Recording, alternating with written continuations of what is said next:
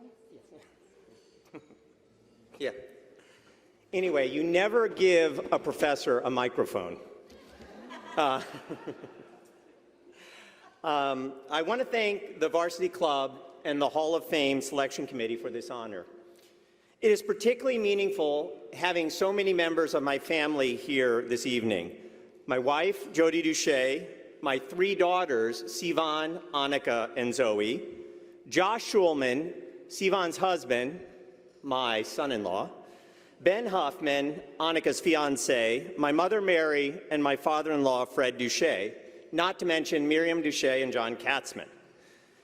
Harvard track and field and Harvard athletics is central to who I am and has been a consistent presence in my life for the past 40 years.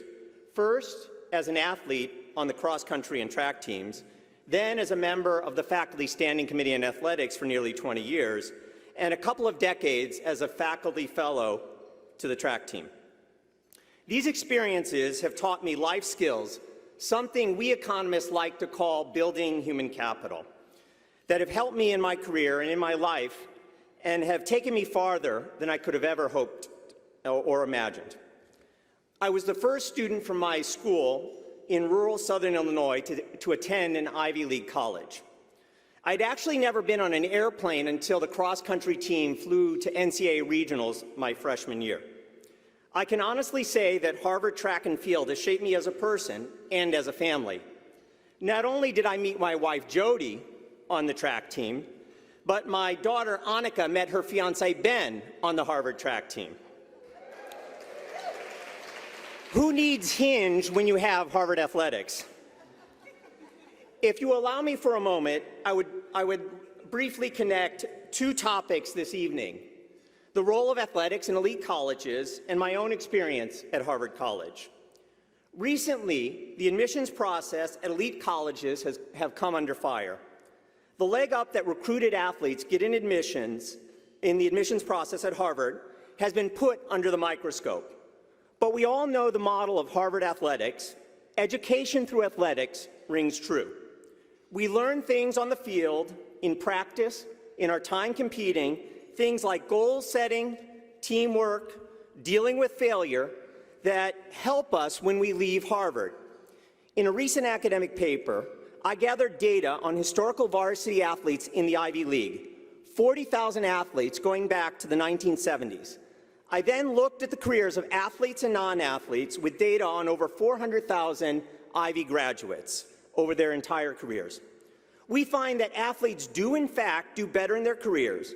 Controlling for whatever you want to control for, they earn more in terms of salary, achieve higher seniority in their firms, and are more likely to attain C-suite leadership positions. Participation in intercollegiate varsity athletics teaches us things that you can't learn in the classroom. I think this is illustrated poignantly in the most memorable experience during my time as a Harvard athlete. It wasn't any HEPS championships, any trip to the NCAA championships, or All-American honors. It wasn't even the spring break trips to Houston or traveling to England to compete in the Harvard-Yale versus Oxford-Cambridge dual meet in track. During my junior year, I was honored to be selected to represent the U.S. at the World University Games in Kobe, Japan. That meant training over the summer for the competition, which took place in August.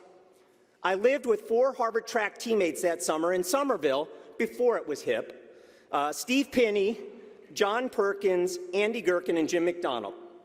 We had an amazing summer of trips to Walden Pond, Cranes Beach, and just hanging out. My last tune-up race before the games was in New Hampshire, and Andy Gherkin came to compete with me. My parents, Stephen and Mary, had driven all the way from St. Louis to watch. Now, my father had been the inspiration for my participation in athletics.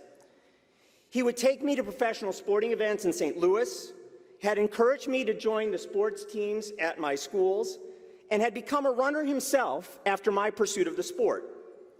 The race went well, and after the race, my father joined me for an easy cool down. When we got back after the cool down, my father said he felt dizzy and collapsed in front of me. He had had a massive heart attack and died instantly.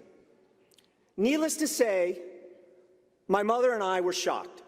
She flew back to St. Louis with my father's body, but without any hesitation, Andy said he would drive the 20 hours to St. Louis with me in my parents' car. We drove straight through the night, and Andy was the rock I needed. He knew his teammate was struggling and needed support.